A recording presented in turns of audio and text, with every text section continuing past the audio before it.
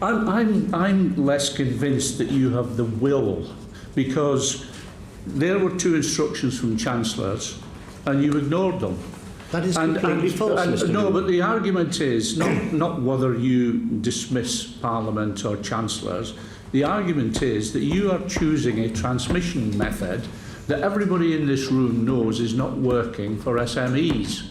You're putting this money through gilts and largely through the banks, and we know the banks are reluctant to lend to SMEs. And you're continuing this, despite, as the Chancellor says, the deterioration of economic conditions. Well, there are growing unemployment, growing bankruptcies amongst SMEs, and you are sitting with this large amount of money, approval from the government, but you're ignoring the government's wishes. That's complete nonsense, Mr. Moody. We are working closely with the Treasury on schemes that will help SMEs through the existing banking system. No. Well, let's just the last question. No, but on that, just let's have a last question on that. Are you denying that you refuse to do that credit facility work when asked by the President? You are. Your accusation so the information in the Financial Times, detailed information, is total nonsense. We have not refused to do anything. Let the Governor give a response. Sorry? I have told you before, and I will repeat it once more if you will listen this time. We have not refused to do anything which the Treasury has asked us to do. I explained to the Treasury before and after the general election what the different asset purchase schemes could achieve, why we had designed them in the way that we did.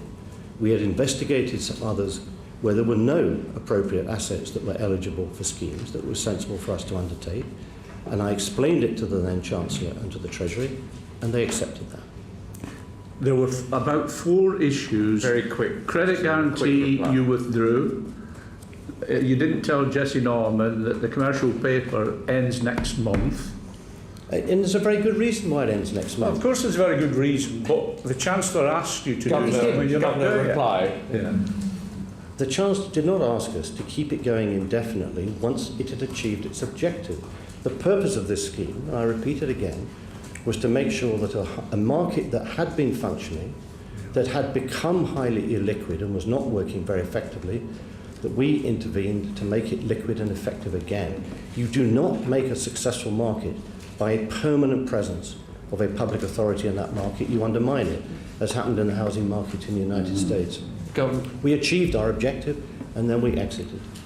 Governor, you said a moment ago that you haven't refused to do anything asked of you by the Treasury. So if the Treasury do ask you to take decisions that discriminate between companies or sectors, you'll take them? I will discuss it with them, and the Chancellor has told me very clearly. Is that you'll well, he won't ask do it or that you won't do it? The Chancellor has made it very clear to me that he thinks it would be inappropriate for the Central Bank to make that kind of decision. Well, that's not the question I asked you.